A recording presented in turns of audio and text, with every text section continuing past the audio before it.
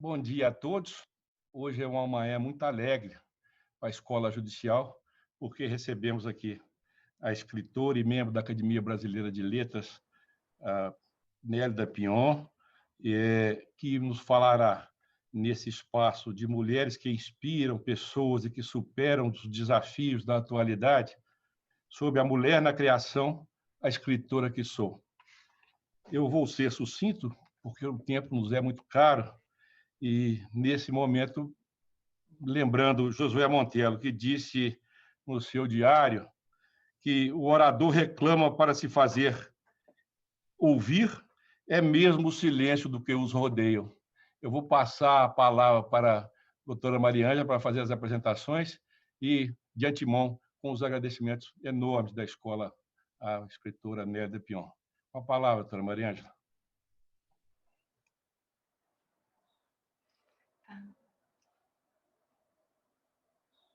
Silencioso.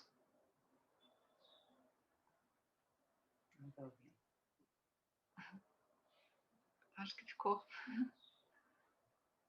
Licença, desembargadora, está sem som. Desculpa, recomeçando.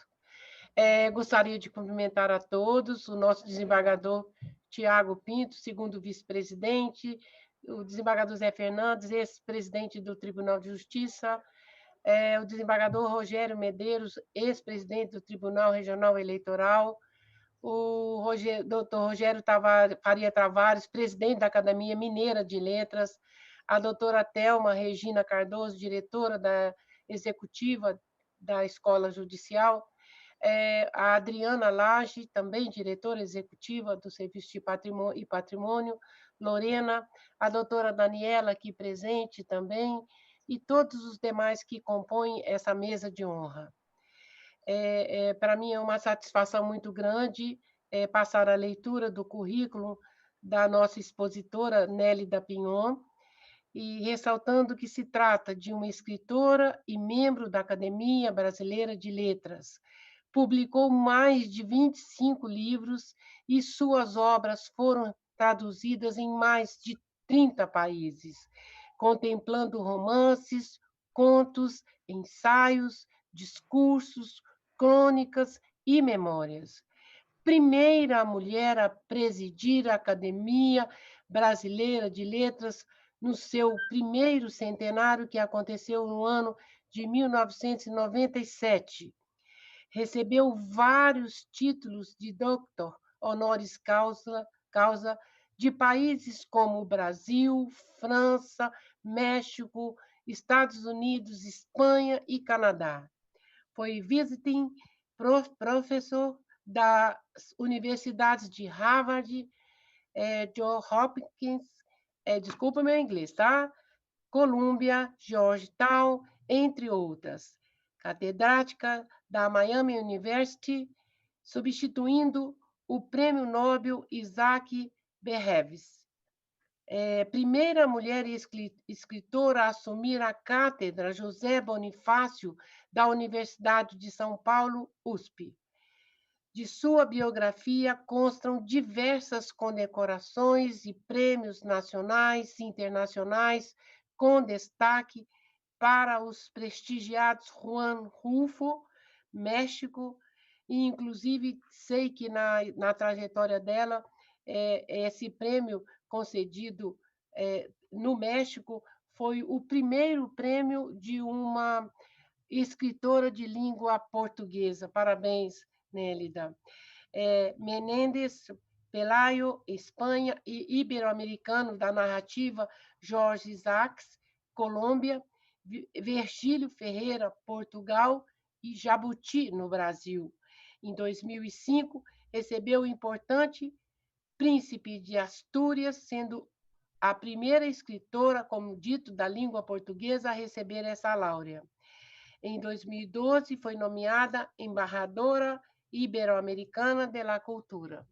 Esse é o sucinto currículo, que é muito mais do que isso que a gente tem na própria Academia Brasileira de Letras, mas é o sucinto currículo que dá uma ideia da dimensão, da grandeza e da cultura da nossa expositora. Seja bem-vinda, Nélida. Muito obrigada, desembargadora. Chamando a atenção só que a nossa mediadora será a doutora Daniela Freitas Marques, que é professora da Universidade da Faculdade de Direito da UFMG, do Departamento de Direito e Processo Penal, juíza de Direito da Justiça Militar, mestre e doutora em Ciências Penais pela Faculdade de Direito da UFMG. Muito obrigada. Obrigada. Bom dia a todos. Cumprimento todos os presentes na pessoa do desembargador José Fernandes Filho, na pessoa do desembargador Tiago Pinto, e dizer que eu me sinto extremamente agraciada e grata por esse momento, porque raras vezes o leitor tem a oportunidade de se encontrar com os seus escritores, uma das suas escritoras preferidas. Para mim é um momento de muita emoção, porque, ao contrário de muitas pessoas da minha geração, os meus ídolos nunca foram nem os cantores de rock, nem os astros do cinema, mas foram os escritores. Né? Minha primeira paixão foi o Monteiro Lobato, e ao longo da minha vida eu fui trocando de paixões, ou amando cada vez mais e mais os livros, a palavra, e, por consequência, os escritores que repartem a sua alma conosco. O meu primeiro contato com o livro da Nélida Pion foi com a República dos Sonhos, um livro que, para mim, pareceu algo como que esse universo, uma caixa de Pandora, um imenso labirinto, e um labirinto no sentido de palavras e de beleza de palavras, se abrisse. E o último livro que eu li foi Uma Furtiva Lágrima, um livro que me emocionou as lágrimas, porque eu compartilhei de um mesmo diagnóstico oncológico, algo que me tocou profundamente e que, num determinado momento, me deu as mãos para que eu pudesse me levantar e me construir novamente. Eu que tinha sido fragmentada tanto pelo diagnóstico quanto pelo próprio tratamento, que me fez perder a minha face em um determinado momento. Então, há uma ligação profundamente visceral, uma ligação profundamente íntima, né, se é que se pode falar assim, na leitura dos seus livros. E eu sempre me lembro que, para mim, a leitura ela tem dois aspectos fundamentais: o papel da memória e o papel da imaginação. Nós temos perdido a memória e temos perdido também a imaginação, porque temos perdido o dom da palavra. E na memória, eu me lembro de um episódio contado pelo George Steiner, que para mim é um dos mais bonitos, e que faz alusão ao seu livro, que é um episódio datado de 1937, quando Boris Pasternak, dizem que ele era um homem extremamente bonito, ele foi a um congresso de escritores e os amigos falaram para ele: olha, se você falar algo, a polícia do Stalin vai prendê-lo. Se você não falar, também vão prendê-lo por insubordinação irônica. E passaram-se os dias, ele não sabia se ele falaria ou não, se ele tomaria a palavra ou não, até que os amigos falaram: diga para nós algo, já que vai ser preso, deixe aí a memória, a lembrança da sua palavra. E ele então subiu à tribuna, um homem de mais de 1,80 m de altura, e ele falou só um número. Ele era um dos grandes tradutores de Shakespeare, ele falou o número 30. E aí 2.000 pessoas se levantaram e falaram o seguinte poema: quando a corte silente do silêncio convoca as lembranças do passado, suspiro pelos fins buscados, chorando o tempo já despedaçado. São as lágrimas, muitas vezes furtivas, que aparecem aí na memória e na imaginação. E outro ponto fundamental no seu escrito, que sempre me chamou a atenção, foi a beleza oriental do uso das palavras, nada dito diretamente, tudo com ambiguidade, com ironia, com um humor muito fino, com uma delicadeza e uma acessibilidade, como se fossem tecidas, né? Correntes de histórias, como se aquelas mulheres que nunca puderam falar e que foram esquecidas no passado, escrevessem ali o seu ponto, a sua visão, com sangue, com lágrimas e com muito afeto. Então, tirando aí essa introdução, eu gostaria, né, e nós todos gostaríamos muito de ouvi-la sobre as suas memórias, sobre o seu processo criativo, sobre as suas amizades, não para revelar aqueles segredos inconfessáveis, dizer da beleza de encontros com pessoas como Clarice Lispector, suas pinturas, o Mário Vargas Llosa, por que ele escolheu os sertões da Bahia para poder escrever o seu livro, né? Um escritor hispânico que se identifica com nós brasileiros. As suas lembranças, se é que eu posso chamar assim, minha querida Nélida Pinhon. Passa a palavra. Olha, antes de agradecer suas comoventes palavras, eu quero cumprimentar a todos, sobretudo o nosso querido desembargador Tiago Pinto, que é um homem que ama os livros, persegue o sentido profundo da palavra, porque confia nos seus efeitos. Quero cumprimentar a prezada desembargadora Maria Ângela, que leu o meu currículo e que já se assustou um pouco, porque dizem que tem mais de 150 páginas. Eu acho que eu exagerei em muitos aspectos da minha vida. Eu quero cumprimentar também a nossa querida doutora Daniela Marques, porque eu estou enxergando muito mal. O desembargador Fernandes, e ela fez uma introdução tão bonita. Quero cumprimentar meu querido amigo de longa data, o presidente da Academia de Minas, que é o Rogério Faria Tavares. Eu queria cumprimentar todos, porque sei que vocês representam o espírito de Minas, essa Minas que eu amo desde menina, e que eu sempre me atrevi a dizer o seguinte, que Galícia e Minas e Galícia são muito parecidas pelo temperamento, por um certo sentido elevado da ambiguidade. Não é uma ambiguidade imoral, mas aquela ambiguidade que desconfia dos efeitos da realidade e que, portanto, se acautela para poder preservar os seus valores. Isso eu diria. Eu vou começar, eu teria, para falar de uma vida como a minha, que eu me excedi em tudo, como vocês vão perceber, eu não sei por onde eu começo, mas eu diria o seguinte, vou revelar algumas coisas que me estão tocando o coração. Eu vim de longe, mas de muito longe. Eu sou de uma família de imigrantes, portanto, eu trago comigo as travessias atlânticas, marítimas, né? Eu podia ser Ulisses, né? Mediterrâneo, chega a Ítaca. Só que quem fez essa viagem inaugural foram meus avós e meu pai. Então, eles me legaram esse espírito de aventura, esse sentimento de que eu não comecei neles, a família não deu início da minha genealogia. Eu entendi que uma família é insuficiente, uma família te dá o melhor que você tem, mas esse sangue, essas peripécias que a minha família me legou, eu de verdade me liberou para poder visitar o mundo.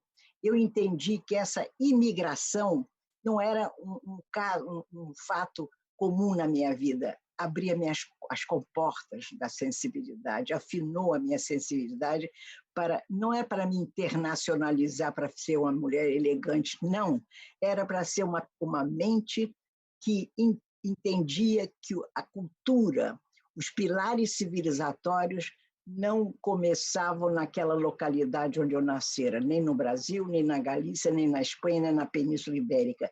Eu comecei com os gregos, eu comecei com os etruscos, eu estive presente em todas as odisseias humanas. Isso me veio muito cedo, quando eu me dei conta dessa imigração, eu me vi uma menina de dupla cultura, assim, sem fazer qualquer esforço. Eu era brasileira, um país que eu amo profundamente, tanto que eu pude sempre viver no exterior e eu nunca renunciei ao Brasil, como também eu era da Espanha, eu era da Galícia, eu era da Península Ibérica, fundamental. Muito bem, então esse sentimento foi fundamental, da dupla cultura. O que significou? Significou que eu escutava os ruídos de uma língua estrangeira, eu escutava os suspiros de minha avó, uma mulher muito fina, galega, que veio para o Brasil já casada com meu avô, não é? E que eu achava que os suspiros dela continham uma nostalgia. Então, eu fui captando todos esses sentimentos que deram fundamento à minha sensibilidade. A sensibilidade de quem quer que seja, de mulher e de homens, ela não é alguma coisa nervosa, não é alguma coisa emotiva. A sensibilidade é pautada também no conhecimento, na regimentação das emoções dos demais, além de você. Então, essa dupla cultura foi fundamental. Eu dou como exemplo o seguinte, se me permita que eu repita, é um exemplo que eu utilizo muito. Como é que eu podia ser igual aos meus coleguinhas brasileiros se eu comia polvo, pulpo, de um octopus de 8 pernas, não é? Um monstro que rastreia o mar e que ninguém consegue pegá-lo. É difícil entender o sentimento de um polvo no fundo do mar, né? Então, no Natal, a minha família oferecia sempre bacalhau e polvo. O polvo, para quebrar suas fibras, levava uma surra no tanque. Era de uma violência em relação ao polvo extraordinário, mas eu entendi, eu cresci com o polvo. O povo alargou a minha imaginação. Então, essa família muito interessante me deu uma educação impressionante, privilegiada. Meu pai me apresentou a Machado de Assis, meu pai imigrante, ele era um grande leitor. Eu tive, graças ao meu pai, conta aberta na livraria Freitas Baixo. Eu lia todos os livros que eu quisesse, nada me era inibido. Nada me era proibido. Então, eu ia alargando os horizontes do mundo sem cautela. Eu não me cautelava de modo algum. Eu, então, me lembro bem que, aos 10 anos, queridos amigos, eu tive o privilégio de ser levada para a Espanha, uma Espanha pobre, aliás, a Península Europa pobre, mas, sobretudo, Espanha pobre e Portugal, porque, por conta do Franco, a Espanha não foi incluída no Plano Marshall, nada. Então, nós chegamos à Espanha como se fôssemos saltimbancos, com baús, malas, levando goiabada. Não sei se levamos queijo de Minas, mas levamos em sabonete, roupa. O que vocês podem imaginar para salvar a Espanha, salvar as aldeias do meu pai? Então, eu fiquei, esses 2 anos que lá fiquei, além de aprender as línguas, a galega e o castelhano, o espanhol, eu tive a sensação, corroborou aquilo que eu lhes disse, ninguém é de um país só, embora o ame, ninguém é só de um tempo, de uma temporada, ninguém é só de um século. Me deu o sentimento de que eu era de todos os séculos. Eu era aquilo que São Paulo dizia. São Paulo, que eu sou uma apaixonada de São Paulo. São Paulo dizia o seguinte, né? Devo tudo aos gregos, aos romanos, aos antigos, aos clássicos. Então, eu fui aprendendo ali a dever tudo a todos. E mais do que isso, além disso, melhor dito, corrijo-me, além disso, eu percebi que aquela gente galega tinha uma capacidade extraordinária de fabular a realidade. A realidade para um escritor não é o que você vê, é aquilo que você engendra, aquilo que se esconde por trás da realidade oficial, da realidade canônica, da realidade institucionalizada. Você tem que visitar o interior, as entranhas da realidade, para entender a gesta humana, não é isso? Então, nessa Galícia, eu aprendi realmente a exercitar em abundância a imaginação. Eu ia para o monte, um monte que eu achava que podia ser o Himalaia, né? Eu levava as ovelhas da minha avó com canivete, levava comidinha, levava o canivete que meu pai me deu como símbolo da liberdade de uma menina, coisa muito difícil que o pai fizesse, e lá eu ficava pensando no mundo. Eu olhava as aldeias lá de cima com sentimentos também de estar apossando-me do mundo. Ou seja, eu ia exercitando desde aquele momento a imaginação, a capacidade de inventar, porque inventar não é criar o impossível, o ilegítimo. Criar é arregimentar todas as forças da humanidade que se colocam a serviço do escritor, através das metáforas, das imagísticas, da capacidade inventiva do verbo, porque o verbo é aquele ser, eu poderia dizer, exigente, que se desdobra em mil lençóis, em 1000 dobras, não é? Para poder oferecer ao ser humano aquilo que ele que ele carece e que ele inventou para poder sobreviver e para poder demonstrar, a não sei, ao mundo que ainda está existindo, o que é o espírito humano. Muito bem. Então, eu tive essa ida à Espanha, que foi extraordinária. Como foi extraordinário, que eu vou destacar, porque tudo isso que eu estou destacando agora permitiu eu ser a mulher que escreveu alguns desses livros, não é isso? Senão eu não existiria, eu não seria essa mulher atenta, subversiva, rebelde, educada, porque eu me vesti muito bem hoje para estar com os senhores, eu tenho noção da hierarquia, eu tenho noção dos valores, e exijo que assim seja. Rogério sabe como é que eu sou, não é verdade? Então, eu fui educada no mundo do teatro. Minha mãe e meus pais me levaram para o teatro dramático, o teatro brasileiro, como o Teatro Municipal se converteu no meu segundo lar.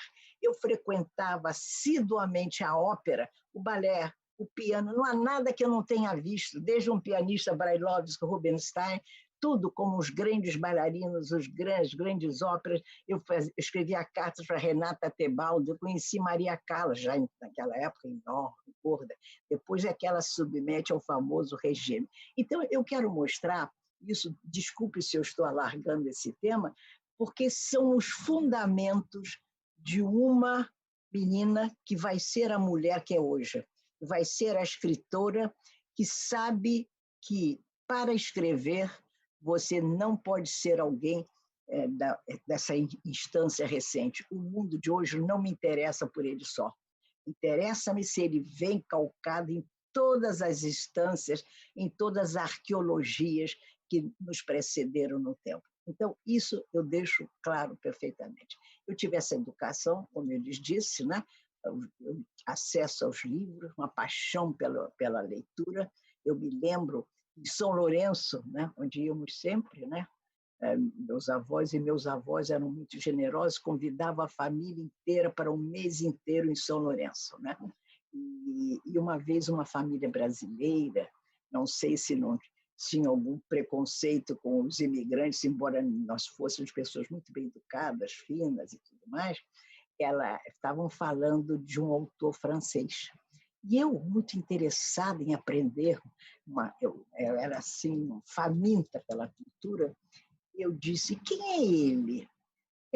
Essa família era assim, eu considero muito arrogante. Eu tenho horror à arrogância, queridos amigos. Eu acho que quanto mais você ascende, mais você deve a todos que estão lá embaixo, ou supostamente ficaram numa posição mais delicada, mais frágil, mais você deve a todos. Esse sentimento de herança, eu tenho isso muito vivo, e sou muito agradecida. Aí a família disse assim, não é para você, menina. Era o Balzac. Eu tomei nota do nome, cheguei ao seu Oliveira, o meu livreiro, que era na livraria Freitas Baixo, e falei, o meu livreiro disse, que maravilha, você vai descobrir o que é a beleza da literatura. Era um senhor cearense, nunca me esqueci dele, eu com 13, 14 anos. Muito bem. Então, essa leitura me abasteceu de tudo. Realmente, eu reinventei o mundo através da leitura. A leitura, até hoje, é extraordinária. Muito bem. Então, sim, era muito engraçado, eu já queria ser escritora. E nos hotéis, meu pai tinha que preencher o formulário e eu dizia, pai, eu puxava assim o paletó, pai, põe que eu sou escritora. Ele dizia, minha filha, você não é escritora ainda, põe que eu sou escritora, porque eu vou ser escritora. Então, eu tinha essa convicção. E sabe o que eu fazia? Olha os meus fundamentos. Eu contava umas histórias numas folhinhas de caderno e depois costurava as folhas, porque não havia grampeador. Eu costurava. E tem mais, queridos amigos, vocês como bons mineiros vão entender muito bem, galegos. Eu vendia. Eu vendia o caderninho, foi para o meu pai. Então, tudo isso veio me formando, até que eu percebi um dia, para grande perplexidade minha, que os livros eram escritos por escritores, sem dúvida, mas eles não haviam vivido a aventura que eles descreviam. Portanto, o livro não nascia da experiência direta do autor. Nascia da regimentação dos fatos que ele concebia, da sua imaginação, da sua capacidade de inventar. E aí reporta-me depois a doutora Daniela, que falou da memória, da invenção, que são inseparáveis.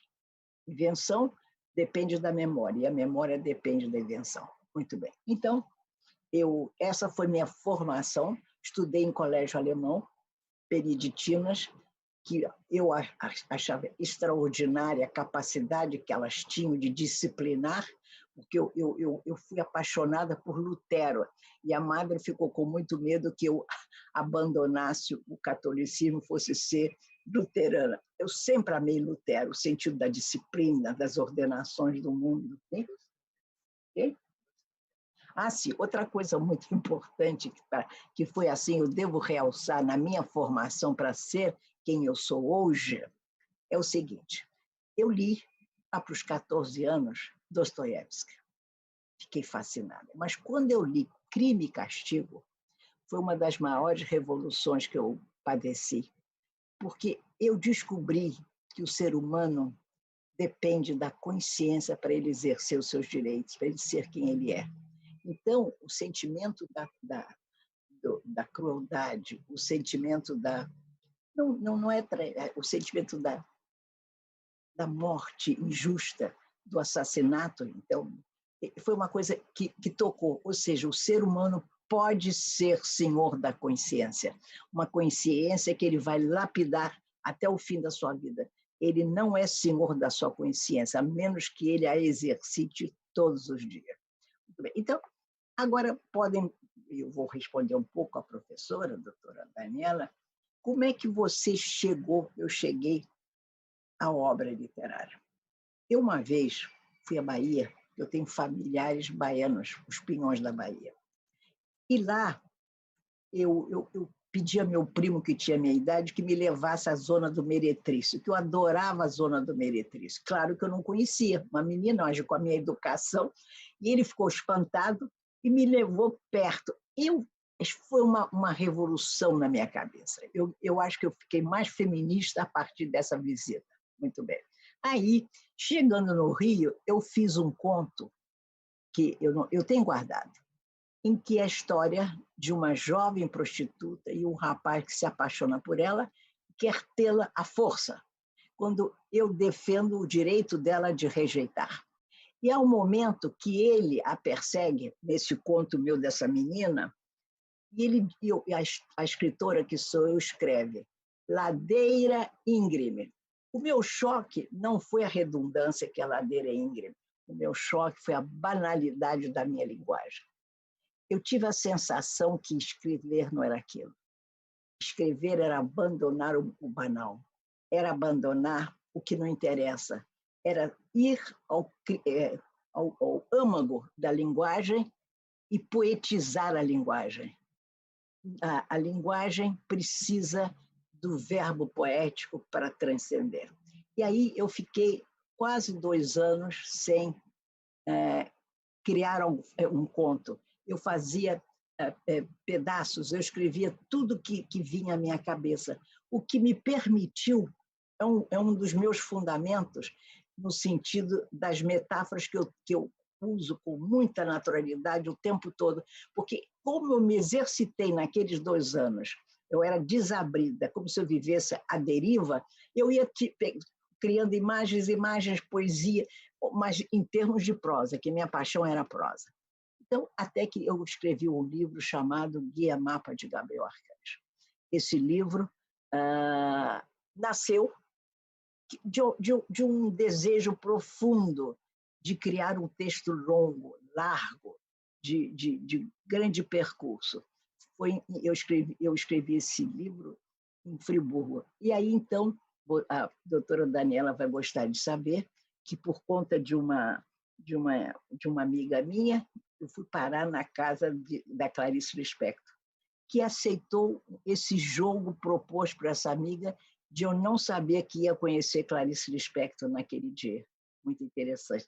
E Clarice, como que adivinhando que grande amizade haveria de surgir entre nós, até a última suspiro de sua vida, porque eu fiquei com ela no seu leito de morte, entendeu? Ela leu meu livro. Mas, enfim, tudo isso para lhe dizer que aí eu ingressei definitivamente no mundo romanesco, no mundo da criação literária, daquela criação que se destinava a um público. Ou seja, eu entendi que aquilo que eu escrevia haveria de se transformar ao longo dos anos, dependendo da minha aprendizagem, do meu convívio com a palavra, dos meus atrevimentos estéticos, e que seria uma iniciativa que perduraria para sempre, desde que eu fosse fiel à literatura, que eu acreditasse que a literatura ia me ceder, me dar aquilo que ia alimentar o meu espírito para sempre, o que ocorreu e ocorre até hoje. Muito bem. Então, assim foi. E eu, como? Então, a criação literária, por exemplo, vamos imaginar que eu ingressei em outros romances. A criação literária pede, a meu juízo, um escritor culto. Ele pode não ser tão culto se for levado por uma paixão extraordinária e tiver um talento extraordinário.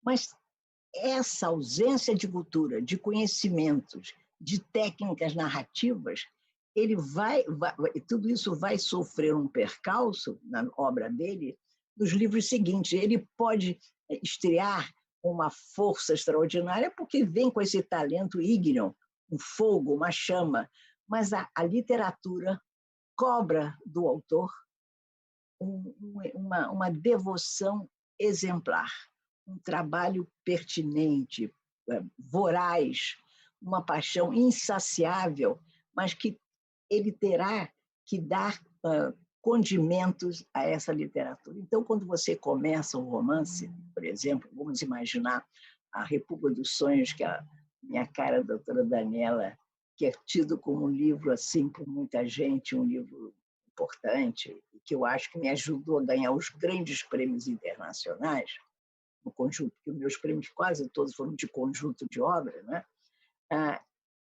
Eu me preparei para esse livro, já tinha publicado outros livros, mas eu sabia que me tocava, naquele momento, criar um romance que pudesse oferecer a quem fosse uma visão totalizante da realidade, das Américas, daquelas Américas descobertas, das grandes utopias humanas.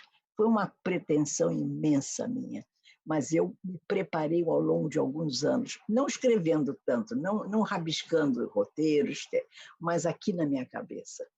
Eu tinha que me preparar para criar um texto épico que contemplasse não só uma saga familiar, como também as sagas humanas, os traslados humanos, os hunos, os etruscos, os celtas, todos esses povos que iam se deslocando pela Europa em busca da comida, em busca de outras atrações, da sobrevivência, porque a grande atração do ser humano é a sobrevivência.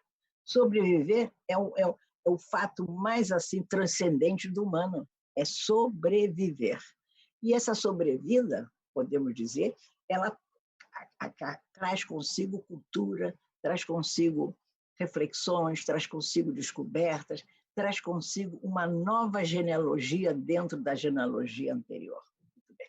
Então, nesse livro, por exemplo, quando eu percebi que eu poderia fazer essa grande saga que espelhasse o Brasil, porque eu queria o Brasil dos últimos 200 anos, eu achei que eu precisava de um oponente, o outro lado dos brasileiros, que somos nós, não é isso?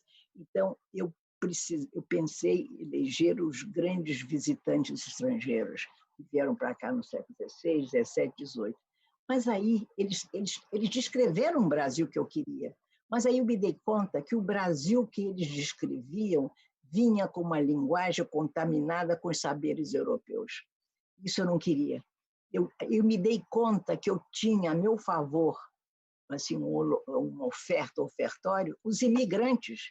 Ou seja, se eu era de uma família imigrante, brasileira, mas de uma família imigrante, que eu conhecia, dominava e passara, viajava sempre, visitava sempre a Europa, visitava a Espanha, as aldeias, né, onde houve os grandes traslados, né, eu pensei, quem é que vai falar sobre o Brasil, vai me emprestar outra voz além da voz dos brasileiros? Os imigrantes, porque o imigrante, queridos amigos, ele vem para morrer. Ele não vem só para nascer, para fazer a América, como se diz. Ele vem para morrer, antes ele fabrica os filhos.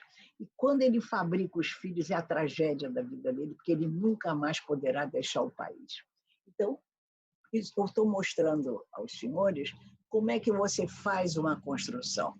Eu, então, com essa definição temporal, as vozes narrativas que eu escolhi, e eu fiz esse livro em 2 anos. Eu trabalhava 8, 10, 12 horas por dia, sábados e domingos. Então, podem ver como é que se erige uma construção narrativa através de um esforço e de uma coerência absoluta. Todos os nós atados, nenhum personagem destoava, nenhuma palavra destoava do conjunto. Eu fiz 8 versões. Quando eu digo versões, fazer 8 vezes com a base preservada. Porque, contrário ao que as pessoas pensam ou dizem, não é o que eu penso, as pessoas dizem que há que cortar. Corta, corta, corta. Não, ao contrário. Cortar, muitas vezes, é amputar. Ao passo, quando uma frase pede outra, pois ceda à vontade da frase. Porque a frase conjugada com outra frase ganha uma dimensão que lhe faltaria se não tivesse a outra frase. Compreenderam? É muito interessante isso. Nenhuma frase é indigna, a não ser que você tenha a sua sensibilidade, perceba que você se excedeu. Então, eu fui aprendendo como mulher e como homem. Porque uma outra coisa que eu vou lhes dizer sobre a criação. Eu não acredito em literatura feminina. Eu tenho horror da expressão literatura feminina. E nem quero literatura feminista. Eu sou uma feminista histórica, apaixonada desde sempre. Mas a literatura é um compromisso com o descompromisso. A literatura não tem, não se devota, não favorece homens e mulheres. Há uma voz narrativa, que é do escritor. Mas que voz narrativa é esta? É a voz de quem tem todos os sexos do mundo. É a voz de quem quer ser homem, mulher, criança, vegetal, legumes, que esse animal, que é uma voz proteica, de proteu. Né? Portanto, porque a partir dessa voz universal, onívora, você vai visitar todos os corpos. Você tem condições de captar a essência não só de cada personagem, de cada gênero, de cada circunstância histórica, de cada época. Então, isso, para mim, foi muito importante para esse livro, por exemplo, A República dos Sonhos. Tanto que eu tenho personagens homens que dizem que são muito redondos, né? Personagens redondos. Muito bem. Então, a criação literária, ela nasce desse escritor que vai se atualizar a vida inteira e que vai aprender com o texto. O texto tem uma pedagogia fascinante, ensina você a olhar o mundo de uma forma reformista, revolucionária, mas também conservadora, se for o caso. Porque você, no seu texto, não vai corrigir o mundo, você vai captar o mundo. Bom, Como? Sim. A professora está dizendo que eu não deixe de falar de uma coisa que eu sei que mencionou a querida doutora Daniela. Como é que foi a minha vida sendo mulher? Não foi um desastre, porque eu nunca aceitei o desastre. Eu nasci para acertar, no melhor sentido, para entender as oposições sociais, que tipo de sociedade me tocou, sem ressentimentos. Eu nunca fui ressentida, meus amigos. Eu sempre fui uma mulher alegre. Não nasci para ser desgraçada. Eu nasci para acertar, no melhor sentido, para fazer uma literatura à altura das minhas concepções e não uma literatura ressentida e desesperada a serviço de ideologias. Isso nunca existiu para mim. Não é? Então, essa postura de mulher não é fácil, foi muito difícil. Eu acredito que ainda consiga no Brasil. Em outros países melhorou muito a situação da mulher. Mas havia uma estratégia muito interessante quando eu estreiei. Era o seguinte, durante muito tempo, os homens simulavam cordialidade para as mulheres que escritoras. Mas de que forma? Dizendo que não leram as mulheres. Ou seja, porque se você admitisse a leitura, você teria que emitir uma opinião estética do livro. Então, isso acontecia comumente. Então, o seu livro, por melhor que fosse, sempre era a terceira leitura daquele ano, a quarta leitura. Então, mas o fato de eu ter sido, eu tive o privilégio de ter vivido um longo tempo em Nova York, justo no período excepcional do feminismo americano. Eu participei, embora muitas vezes eu devesse fazê-lo de longe, porque eu tinha um passaporte brasileiro. Então, eu participei do movimento feminista e do movimento negro, Black Power, que me fascinava. Então, todas essas grandes experiências eu regimentei para a minha formação moral, intelectual e criadora. Né? Nessas viagens todas, eu fui conhecendo personalidades fascinantes, que mencionou Mário Vargas Llosa. Foi uma amizade extraordinária que houve entre nós. Ele me conheceu num congresso internacional, quando eu estava vivendo em Nova York. Eu fui convidada para participar, dois brasileiros foram convidados. Eu, porque já estava lá, e Glauber Rocha, o grande cineasta brasileiro que veio. Era uma personalidade fascinante, Glauber Rocha. Então, nós dois estávamos nesse congresso, um congresso onde estava Jorge Luiz Borges e outros grandes nomes pan-americanos. Né? E Vargas Llosa me conheceu. E ficou, parece, encantado comigo. Conversamos muito, ele ficou surpreendido que uma brasileira pudesse ter uma certa formação intelectual que ele não esperava de uma brasileira. E, a partir dali, eu fui viver em Barcelona depois e tornamos-nos grandes amigos, e da mulher dele também. Manifestou desejo de saber por que o Vargas Llosa escreveu A Guerra do Fim do Mundo. Muito simples. Nessa oportunidade, por coincidência, que eu estava em Barcelona, eram os vizinhos, no bairro Sarriá. Eram os vizinhos Garcia Marques, Vargas Llosa e eu, nos vimos toda hora. E ele, então, me contou que ele estava lendo O Sertão, de Euclides da Cunha, e que ficou fascinado, porque havia a intenção da parte do cineasta brasileiro-português, Rui Guerra, de fazer um filme sobre o sertão. E ele seria o roteirista. Mas esse projeto não vingou e assim ficou. Mas nunca deixou o espírito de Vargas Llosa a questão do sertão. Até que, anos depois, ele me disse: Nélida, comecei a fazer um romance passado na Bahia em torno do Antônio Conselheiro. E eu, então, ele me pediu ajuda. Eram já muito amigos. E ele, então, veio ao Rio de Janeiro. Eu o apresentei a muitas pessoas, sobretudo ao Jorge Amado, que veio passar alguns dias aqui. E, de comum acordo, nós conseguimos, Jorge colocou várias pessoas da Bahia, sobretudo um estudioso, que agora, peço desculpas, não me lembro do nome dele, que acompanhou Mário Vargas Llosa num jipe até Canudos. Né? E é muito interessante. E ele não havia celular, não havia nada, então o Vargas Llosa me telefonava de todos os lugares onde ele encontrava, numa birosquinha, um telefone, ele me telefonava e eu telefonava para Peru para falar para a mulher dele, muito minha amiga, Patrícia. Né? Então, isso foi ocorrendo. Aí esse livro maravilhoso saiu. Aí, quando terminou os originais, ele começou a dizer: Nélida, estou te mandando os meus originais, quero que você leia. Tá bom, manda.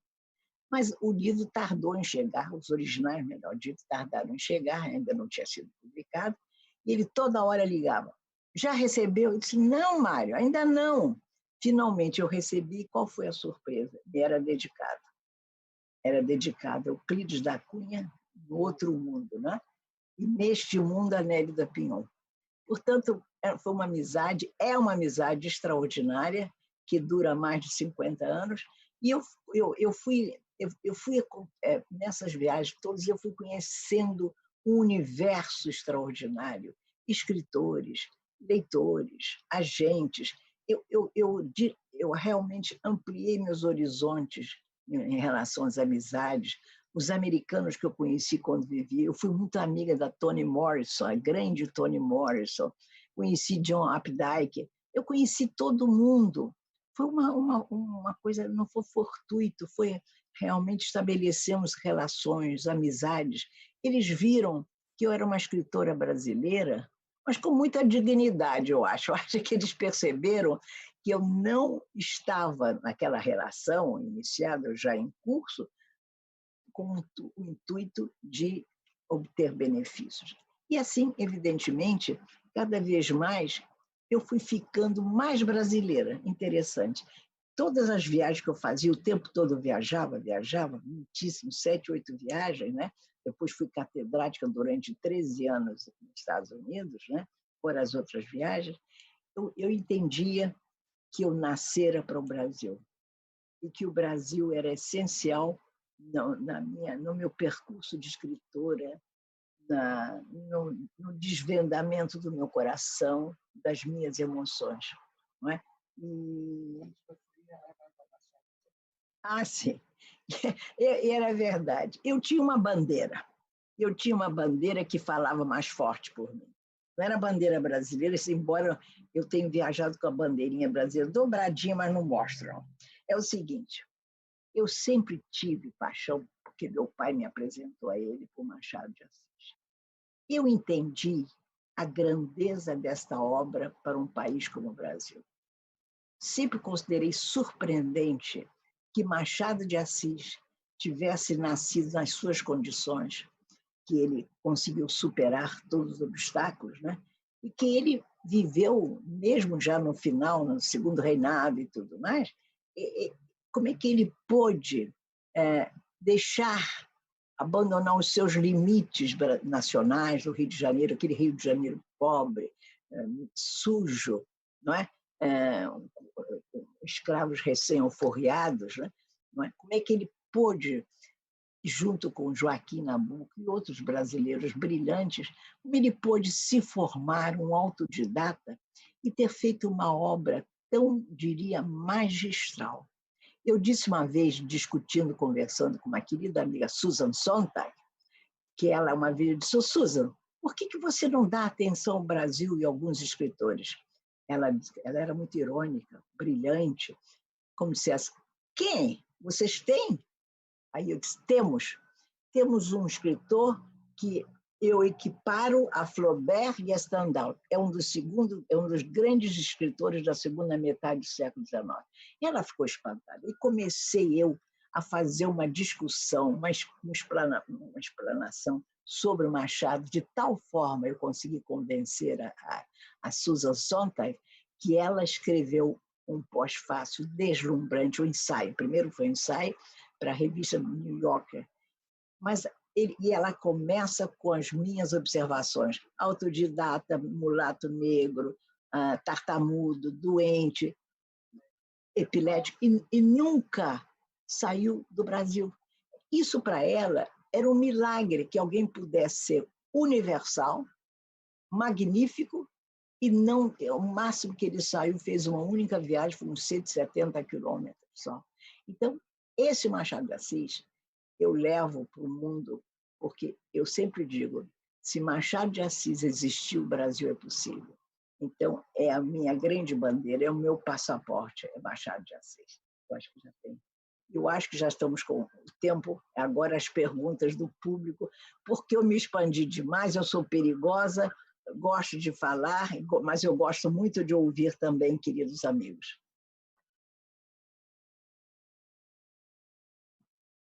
Não estou ouvindo. Não estou ouvindo. Está sem som. Está sem som. algumas perguntas aqui feitas, uma específica eu acho muito interessante, é a razão dos títulos dos seus livros. Alguns títulos parecem ter quase uma ligação com a fé, uma ligação bíblica. A Doce Canção de Caetana parece Débora, a juíza, Madeira feito cruz. Qual a razão da escolha dos títulos do seu livro? E existe alguma personagem que seria personagem a ser chamada? A senhora falou de Flaubert, né? Flaubert, ele foi processado porque Madame Bovary foi considerado um livro imoral. E ele falou, Madame Bovary, c'est moi, Madame Bovary sou eu. E dizem que no leito de morte ele gritava, xingava Madame Bovary porque Emma Bovary viveria e ele estava morrendo como um cão, né? Existe alguma personagem que a marcou, alguma personagem que seria invocada? Bom, os títulos, eles têm um nascimento difícil. É raro que surja um título que você aceite imediatamente, que diz respeito ao livro, mais do que a história epidérmica. Ele tem que ir além do que está dizendo. É preciso que o título instaure uma desconfiança, uma incredulidade, e, ao mesmo tempo, uma credulidade no texto, que aceite a verossimilhança do texto. É muito difícil. E varia muito. Eu, por exemplo, custei muito a encontrar o título A República dos Sonhos. Eu sabia que um dia viria, mas custou. Eu estava tomando banho, eu falo muito no banho. E agora, então, ando falando mais, porque como eu estou ficando com a visão muito ruim, eu temo que qualquer dia eu não consiga mais escrever. Então, eu estou treinando, não oratória, estou treinando fazer um texto ficcional a partir da minha oralidade. Muito bem, isso dito. Então, a República veio. Mas, por exemplo, a Doce Canção de Caetana não tem nada a ver com a Bíblia, não tem nada a ver. Tem a ver muito mais com um nome que é muito bonito de Goya, a Marra desnuda e a Marra vestida, né? Que é a Caetana. Na Espanha, há uma personalidade muito interessante, é a Caetana de Alba, a duquesa de Alba, que faleceu. Mas houve na Espanha muitas Caetanas, e eu gosto muito desse nome. Então, pode ser que tenha sido isso, porque eu achei um nome muito propício para uma cantora lírica, né? Porque eu não quero tornar público, mas eu me inspirei, quer dizer, o físico da Caetana, eu me inspirei numa grande poeta portuguesa, que era uma mulher fascinante, ficamos muito amigas, e que tinha um corpo já, tinha idade, um corpo opulento, que fez muito sucesso físico, além do talento, sucesso físico com os poetas. E diziam sempre que ela tinha um colo precioso. Então, a Caetana é alguma coisa entre uma voz lírica e também o que eu me inspirei, e a dona de um bordel de luxo, uma grande cortesã. Mas não era, na verdade, no livro ela não é assim, mas foi uma inspiração física que eu inventei. Muito bem. Então, varia muito, não é? Às vezes eu posso ser mais ou menos infeliz. Dizem que eu sou boa para título, não quer dizer que eu seja. Bom, essa parte eu já respondi, mas nem sempre é bíblico. Por exemplo, a Madeira feita cruz, sim, tem uma orientação teológica de algum modo, e guia-mapa também, mas guia-mapa é uma explosão de grande rebeldia da personagem Mariela, que ela desafia o arcanjo.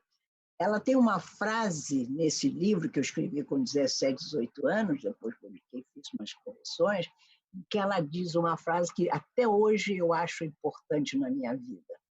Ela diz: tenho apetite de almas.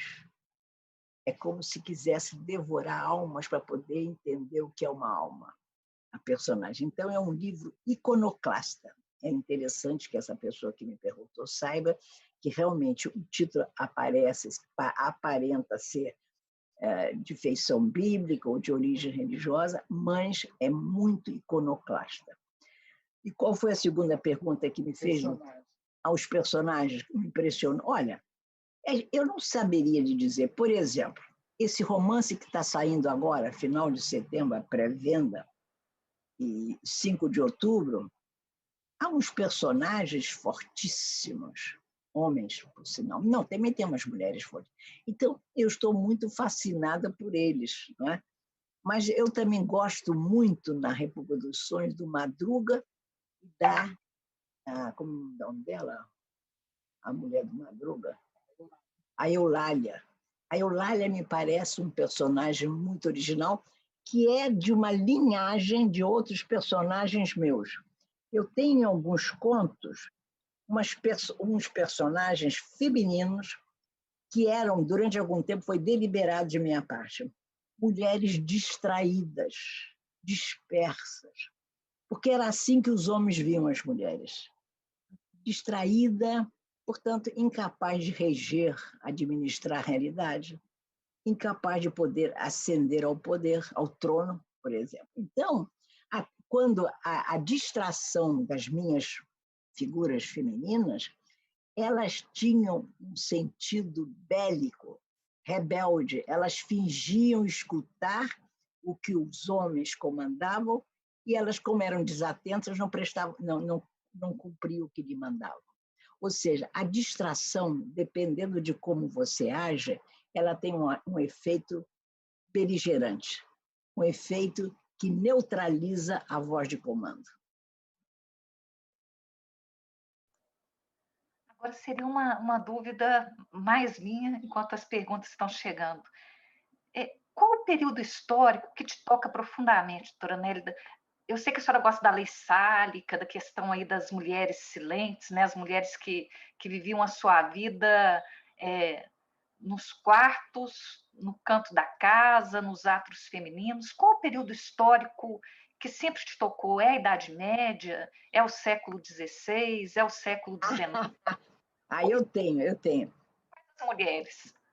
Eu amo, olha, eu até hoje sou uma grande admiradora da Idade Média. Não julgo a Idade Média um período de trevas. Não julgo. Acho que foi um período terrível de guerras, mas todos os períodos, a humanidade não fez outra coisa senão batalhar e se matar, morticínios, né?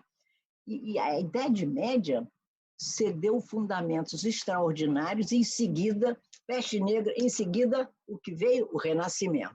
Então, a Idade Média ofereceu os pilares para o Renascimento. Então, eu acho extraordinária a Idade Média. Na Idade Média, eu gosto muito do século XII. E é um século que porque, inclusive, entre vários motivos, houve personalidades maravilhosas, reinos interessantíssimos, pois é, Eleanor de Aquitânia, né?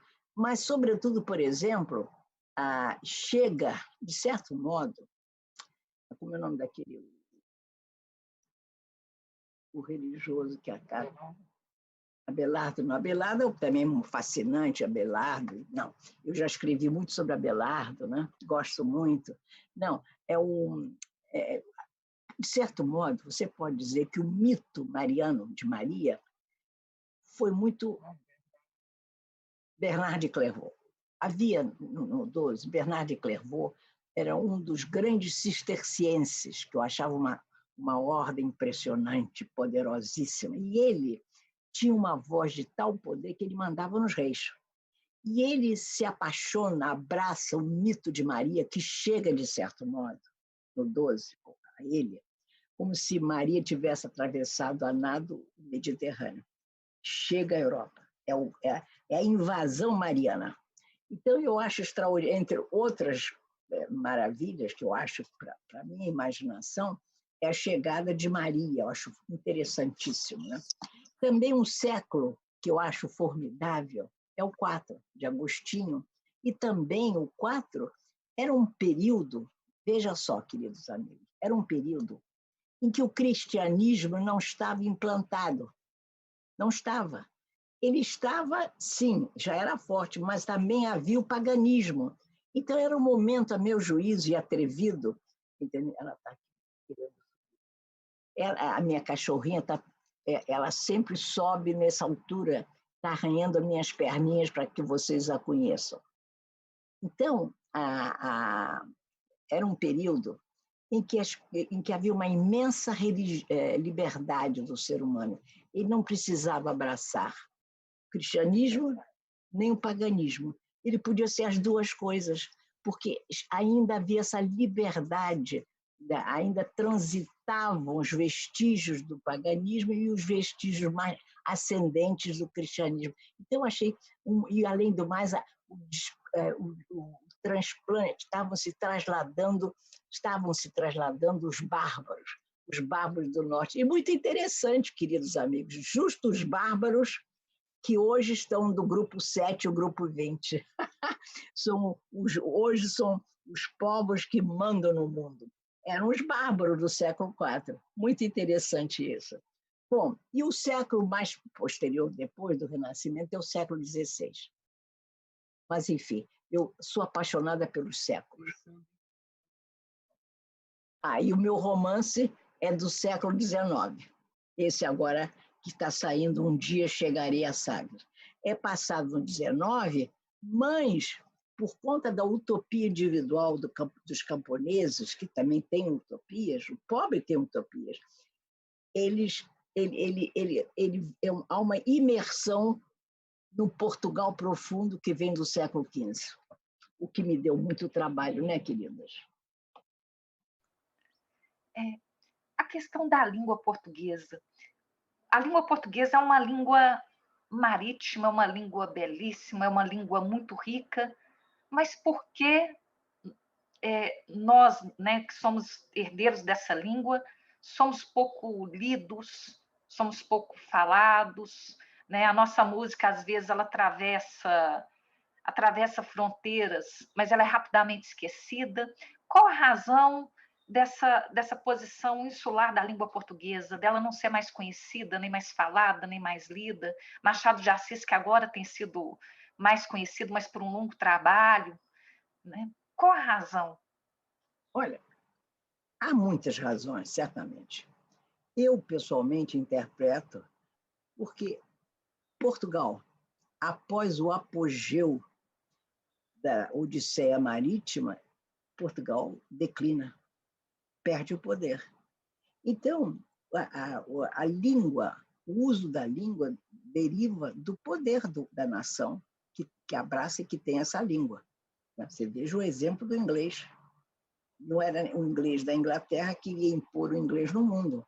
O que impôs o inglês no mundo nos Estados Unidos, não é? Ou seja, o inglês hoje falado no mundo deve-se ao prestígio, ao poder político, bélico, econômico dos Estados Unidos. Portanto, você vê que o uso de uma língua está vinculado também ao poder. Claro que o francês, por exemplo, né, ele tinha poderes na Europa, uma grande influência cultural. A França teve um grande poder cultural, né? Harmonizava todos os poderes estéticos do mundo, né? Havia uma espécie de sonho onírico, mundo onírico da França, né? Mas fiquemos no Portugal. Espanha teve muito mais poder, foi tendo, do que Portugal, não é? Embora a pobreza de Espanha, mas a Espanha também tinha com ela todas as nações da América Hispânica falando espanhol. Então, não fazia falta só falar e enaltecer o espanhol da península.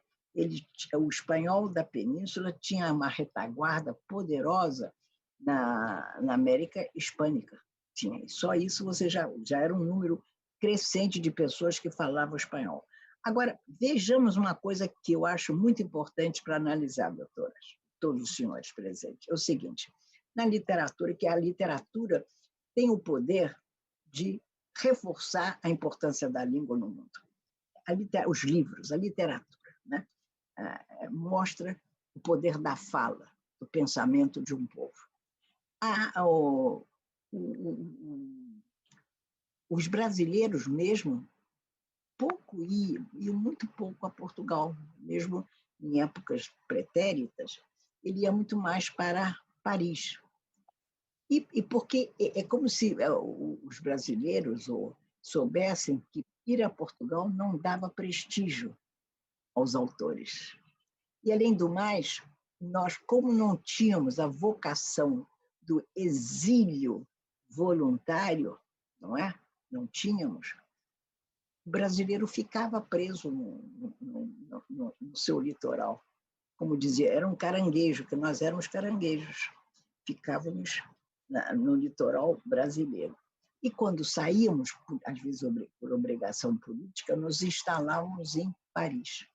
Já, por exemplo, os argentinos que iam para a Espanha levavam até as vacas argentinas para ter leite argentino. Vocês veem como era interessante. Mas, então, o que aconteceu? Os artistas, os escritores dos países hispanos, não é? Eles como que estabeleceram uma ponte pêncil entre o continente hispano e Espanha. Porque eles iam para lá, porque tanto em Paris como em Madrid, sempre se instalaram grandes nomes da literatura hispano-americana. Então, quando um jovem peruano, colombiano, o que fosse, ia para lá, ele sabia que ia encontrar um ninho, uma proteção. Havia um grande poeta, um grande prosador em Madrid, em Paris, que ia ajudá-lo. E assim você vê quantos foram morar, e você vê, mesmo depois, mais posteriormente, Vargas Garcia Marques, Cortázar, com exceção do Borges, todo mundo foi para a Europa. Então, eles estabeleceram uma força muito grande. Mas vou abrir um parêntese fundamental. Eu pulei como que. A Guerra Civil Espanhola foi terrível, morreram mais de 1 milhão, e criou uma coisa chamada a Espanha peregrina. O que significou isso? Aqueles intelectuais espanhóis de grande categoria, grandes artistas, escritores, que não morreram, fugiram, conseguiram atravessar os Pirineus, como, por exemplo, Antônio Machado e outros mais, foram para a França. E da França, dali, em geral, pularam para os Estados Unidos e para os países do nosso continente, né? A Argentina foi o lugar em que houve, daí ter começado, de certo modo, o modernismo espanhol, em Buenos Aires. Muito bem. Então, o que aconteceu com essas viagens, com esses abandonos dos grandes intelectuais espanhóis? Criou-se o que se convencionou dizer a Espanha peregrina, aquela Espanha fora da Espanha. E, sobretudo, ganhou um poder extraordinário no México, de tal forma que criou-se, com consentimento do governo mexicano, o governo republicano. Fizeram uma réplica da República, que estava sendo derrotada, esmagada na Espanha, no México, entendeu? Tanto que depois, mais tarde, nos últimos 20 anos, houve uma tentativa de restringir a presença de mexicanos hispanos na Espanha, criando-lhes dificuldades para permanecerem.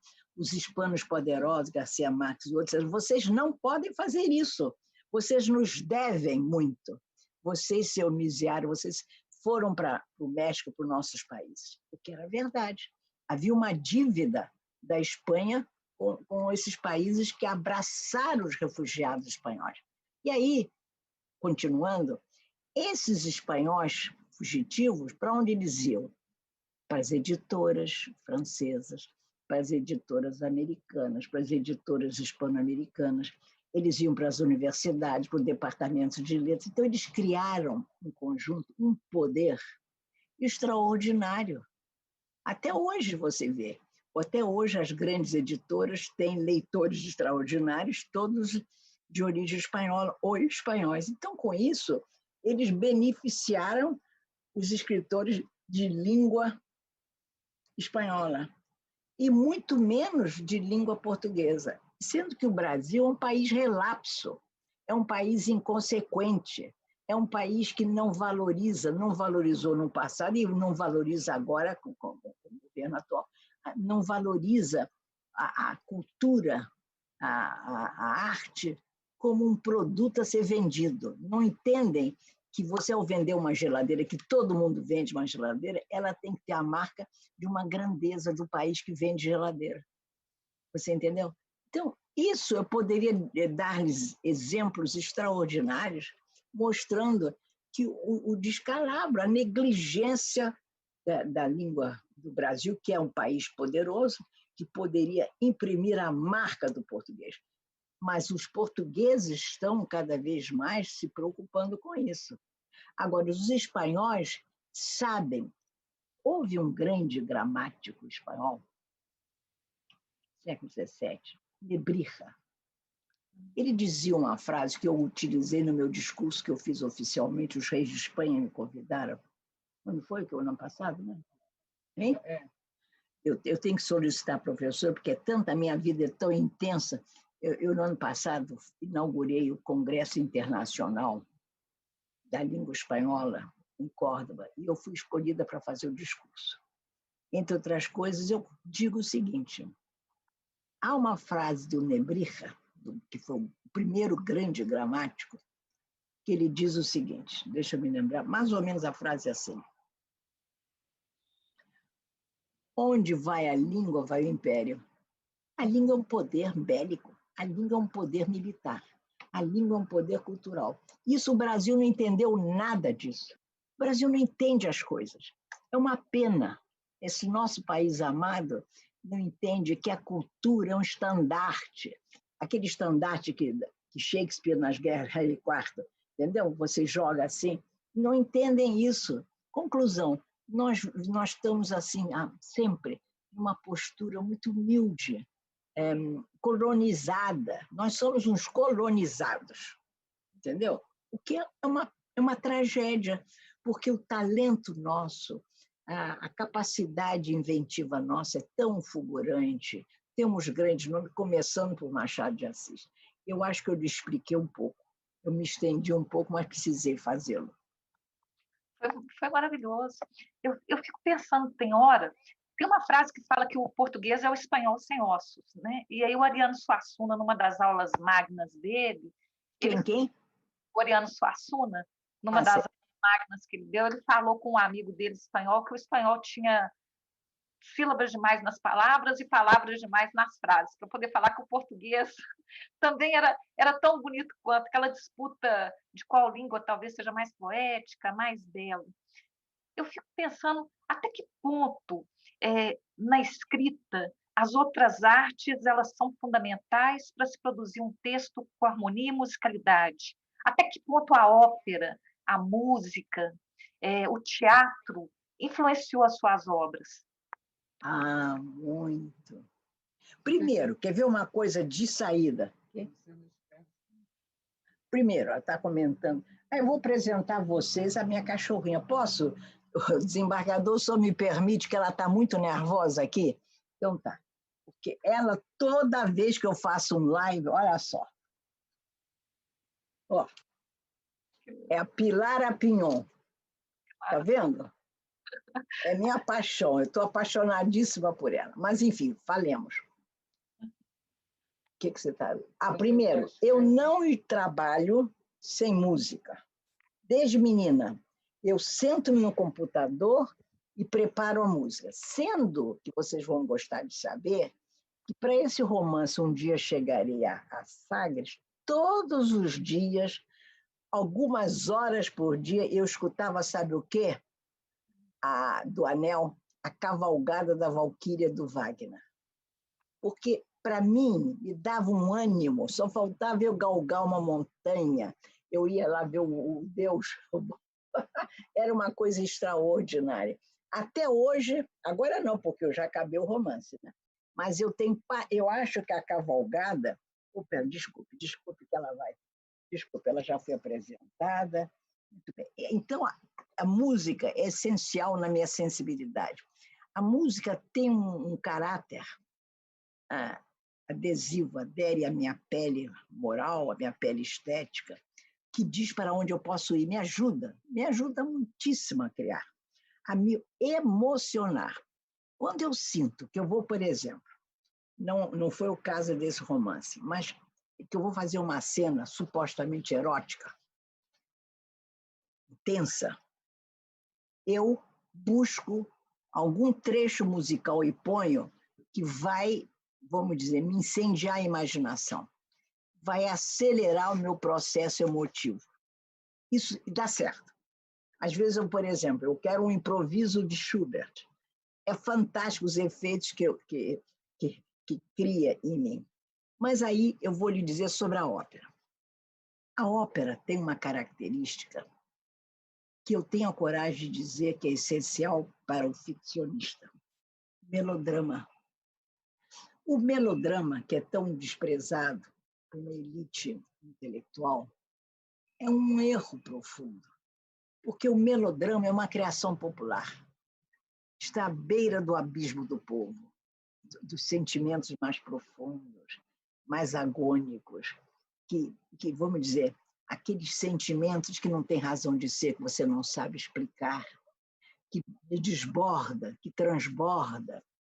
Então, se eu, como autora, com a minha formação intelectual, sei usar o melodrama na medida certa, até o ponto que presta serviço à minha criação, por que eu não vou usar? Ao contrário, eu acho extraordinário. Há momentos do melodrama que eu digo, meu Deus, como é possível acertar tanto em relação aos sentimentos humanos, esses seres frágeis que somos nós, esses seres que, quando atingidos pela paixão, se desgovernam. Não é? Então, eu aprendi isso com a ópera. O sentido dos movimentos, com o balé. A música, como eu lhes falei, a música, o piano. Meu Deus, não importa quem. Eu sou uma devedora dessas artes todas. Essas artes me educaram, fizeram de mim a escritora que eu sou hoje, se é que eu sou uma escritora com algum mérito. Eu devo tanto a eles. E, além da arte, eu conheci esses artistas todos. Eu tomei chá com Arthur Rubinstein, no Copacabana Palace. Eu devia ter meus 17 anos. Eu era muito atrevida. Pois é. Tem uma pergunta aqui, doutora Nélia, que é o seguinte, do desembargador Rogério, que o Brasil é um país onde se planeja tributar livros. Nós já não lemos e ainda temos aí os tributos que vêm contribuir ainda mais para que nós não possamos comprar esse pão espiritual. Como que a senhora vê essa posição, essa tomada de decisão política? Eu vou pedir à professora Carla que mande para vocês e para o nosso querido desembargador um vídeo que eu gravei que teve uma repercussão impressionante. Eu me dirijo ao senhor ministro. Nada de brigas. Eu gosto da boa educação. Eu gosto das hierarquias respeitadas, mesmo quando muitas vezes eu me oponho. Então, eu digo para o ministro que eu me oponho, peço que ele faça uma revisão, porque eu digo que uma mesa precisa de pão. O pão é um milagre da vida, né? E que o livro equivale ao pão. Eu vou mandar para vocês, portanto, é um disparate extraordinário, né? Como é que você vai dificultar o acesso ao livro quando o livro vai forjar a nossa personalidade, vai deixar que venha à tona quem nós podemos ser e vai educar o povo. O povo brasileiro precisa do livro, mas não é só o povo mais modesto. A elite brasileira é muito inculta. Meu Deus, acaso eu estou dizendo uma barbaridade? Você escuta hoje o Congresso brasileiro falando, eles perderam a noção da oratória. Nós tivemos no passado grandes oradores. O Brasil teve grandes oradores, inclusive mineiros, Gonçarinos, famoso. Não é? Quantos oradores o Brasil teve? Ou seja, houve um declínio intelectual no Brasil. Houve um declínio verbal. Hoje, a sociedade não é afásica, porque murmura e grita, mas o que ela diz é pobre, é muito precário. Portanto, o desembargador Eu concordo com a sua observação. Taxar livros sabe o quê? É afugentar o livro da mesa. Como se tirasse o nosso pão espiritual. E uma última observação por conta do tempo é os gregos, né? Sempre nós voltamos aos gregos, sempre voltamos às grandes tragédias. E muitas vezes existem crimes terríveis que fazem alusão ou que lembram as antigas tragédias. Quantas Medeias não são encontradas aí vingando-se do abandono do amante, com a morte dos filhos, matando os filhos? Ou no caso do Euclides da Cunha, ele mesmo vítima de um grande crime aí na tragédia da Piedade. Qual a grande obra grega que seria uma referência, algo a ser indicado como uma leitura, principalmente para os jovens, que têm esquecido, né, todo esse caminho da memória, da tradição, da beleza da palavra? Perfeito. Bom, as tragédias de Sófocles e Eurípides são extraordinárias. Mas eu sugiro, sabe, que aos jovens, a leitura de Homero.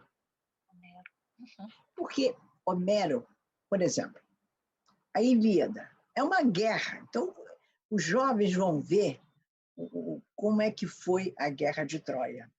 Os jovens vão conviver com personagens extraordinários e com personagens que só crescem a partir da tragédia. Há uma cena, bom, Odisseia é extraordinário, Ulisses, né? A Odisseia, né? Seria uma obra mais da maturidade, mais para as pessoas de mais idade, a Odisseia. A Ilíada, há uma cena que é uma das cenas mais redentoras do mundo, das mais belas do mundo. O Héctor, filho de Príamo, como é o nome do... Meu Deus, me deu um branco. Hein? Aquiles. Aquiles era um pretensioso. Eu detestava Aquiles. Porque Aquiles era brilhante, guerreiro, mas era um bobo, né?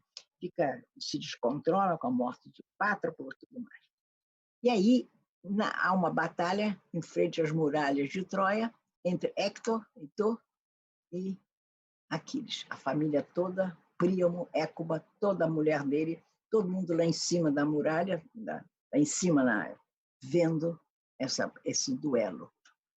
Aquiles Heitor sucumbe. E Aquiles, então, sabe o valor dos funerais para os gregos. E para aquela estirpes, né? Estirpes. Então, ele arrasta na sua biga e leva o cadáver de Heitor para a sua tenda, a tenda do grupo do Agamenon. Aí, isso para o Príamo é de um desespero extraordinário. Ele não pode honrar o grande filho, o grande príncipe. Ele consegue se deslocar escondido e introduz na tenda de Aquiles. Essa cena, eu nunca vi representada. Mas é de uma beleza. Para mim, é das coisas que mais tocam a minha vida, a minha imaginação, a minha sensibilidade moral. Ele é surpreendido, ele, o rei de Príamo, se ajoelha diante do Aquiles. E aí começa a redenção do personagem. É muito interessante, queridos amigos, como um personagem que tinha um estigma X, a partir de um certo momento da narrativa, ele passa a ser outra pessoa e ganha uma dimensão histórica, épica, mítica, que é Aquiles. Pede, pelo amor de Deus, que devolva os despojos do filho, porque eles queriam dar-lhe sepultura, as honras que lhe eram devidas, e Aquiles lhe cede. Então, só esse momento, jovens, leiam Homero. Homero é extraordinário. Até hoje, queridos amigos, jovens que estejam me ouvindo, até hoje ninguém deixa de considerar Homero extraordinário. Todo mundo tem que ler Homero, porque é a história da nossa batalha com o mundo e conosco mesmo. Está tudo ali. E depois, então, com Ulisses. E qual o livro que a senhora queria ter escrito e não escreveu? Qual o livro da literatura mundial que a senhora queria chamar de seu? Dom Quixote. É Don Quixote, né? Eu amo Don Quixote. Eu teria desejado escrever Dom Quixote. Eu teria adorado. Eu poderia ser alternável, eu poderia ser também, além de autor, eu podia ser ou Quixote ou Sancho. Eu adoro, eu adoro. Realmente eu teria desejado escrever Dom Quixote. Mas tem um conto seu no livro, acho que é a camisa do marido, que é sobre Dulcinea, né? É! É verdade. Eu já tenho, mas além desse conto, eu tenho outro.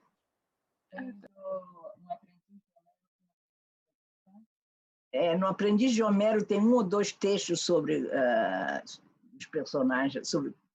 Aliás, eu ganhei um prêmio internacional importantíssimo, um prêmio Cervantino, por conta de ensaios que eu fiz sobre Cervantes. Mas tem um personagem, eu escrevi um texto. Pois é, de tal forma os espanhóis já acham que eu sou uma apaixonada, o presidente Zapatero, quando do centenário do Cervantes, ele me convidou, a única brasileiro, única pessoa de língua portuguesa, para fazer parte da comissão que celebrava Cervantes, lá na Espanha. Então, foi uma deferência muito grande. Mas tem uma personagem, eu ia dizer Menemose. Menemose é a deusa da memória. Marmônides. Não, Marmônides é outra coisa, é o grande filósofo. Eu já estou tanta coisa na minha cabeça. Há uma personagem secundária no Dom Quixote, que é a moça que trabalha na taberna, muito humilhada, que eu tenho um conto que eu faço sobre ela. Ela é protagonista de um conto meu. Enfim, exatamente.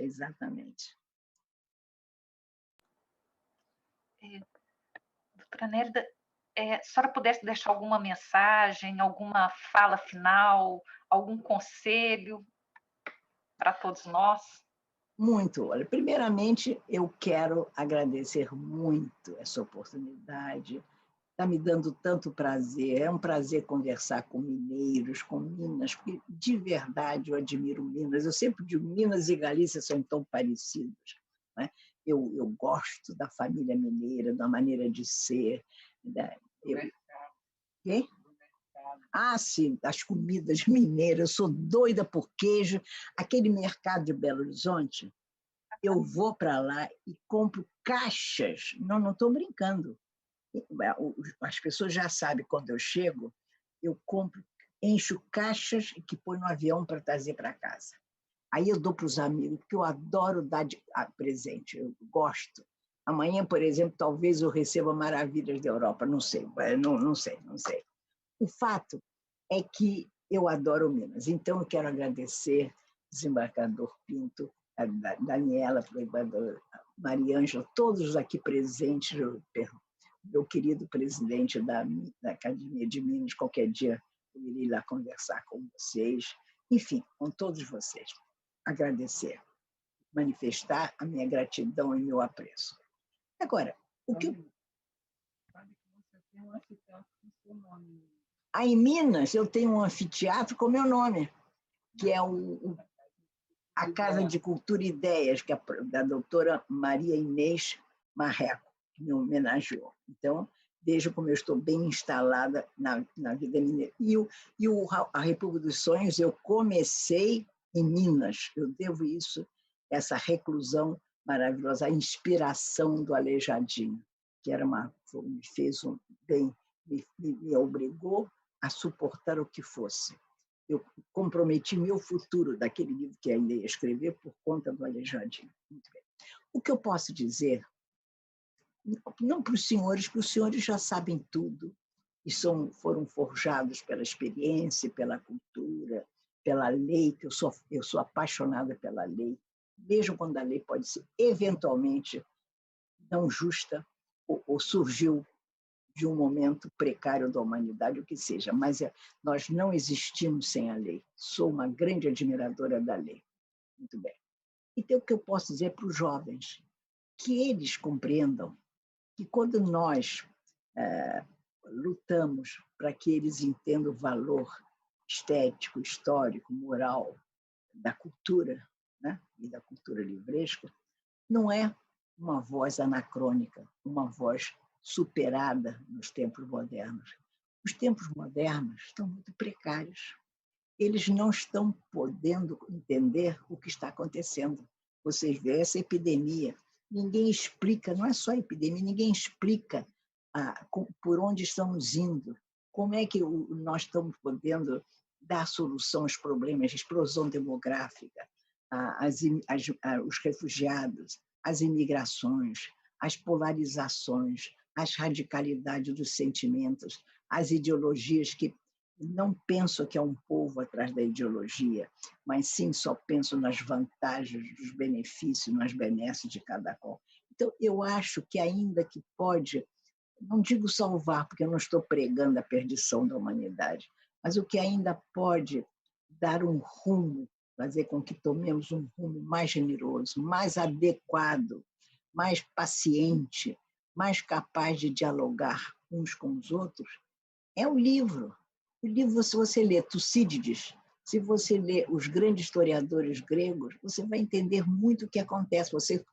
A professora mencionou Steiner, um grande intelectual, Steiner, ele tem uma visão grandiosa da cultura, e outros mais, Humberto Eco, então, meu Deus, os brasileiros também. Só que nós estamos muito fanatizados, todos nós, nós estamos padecendo de tais decepções que estamos nos excedendo. Então, eu peço a esses jovens que descubram o prazer da leitura. O que significa ter um livro na mão? O livro vai alforriar uma pessoa. Você deixa de ser escravo dos seus instintos, da sua pobreza intelectual, para ser um ser livre, libertário, audacioso, não é? Afugenta as negligências, as mediocridades do cotidiano, porque o cotidiano é muito modesto. Você só dá grandeza ao cotidiano, você sai dos limites cotidianos quando você pensa, quando você excede, extrapola, quando você faz uso da imaginação. E a imaginação, queridos amigos, não se iludam, a gente nasce com a imaginação desse tamanho, pequenininho. Para a imaginação crescer, você tem que preenchê-la com pão, o pão do espírito, o pão da palavra, o pão do livro. É isso que eu digo. Muito obrigada. Eu me encontro sem palavras, é muita emoção, né? E muitas vezes, quando há emoção, há o afeto, todo discurso se cala. Vou voltar a palavra ao desembargador Tiago Pinto. Né, Muito obrigada, doutora Daniela. Foi um prazer enorme tê-la como dizer, como guia. Eu adoro o faroeste. Paixão, sobretudo, doutora Daniela, sobretudo pelo diretor John Ford. Eu também. Eu via com meu pai. Para mim, um dos faroestes que eu mais amo são os que tem o John Wayne. Aí um amigo meu uma vez falou, você pode gostar adoro. Ele anda de lado. Adoro John Wayne. Adoro John Wayne. Gary Cooper em Matar ou Morrer. O Rainum. Muito bom, muito bom. Muito bom. Muito obrigada. Até breve. Vindo ao Rio, venha me visitar. Com o maior prazer. Muito prazer. Todos vocês estão convidados. Desembargador Tiago.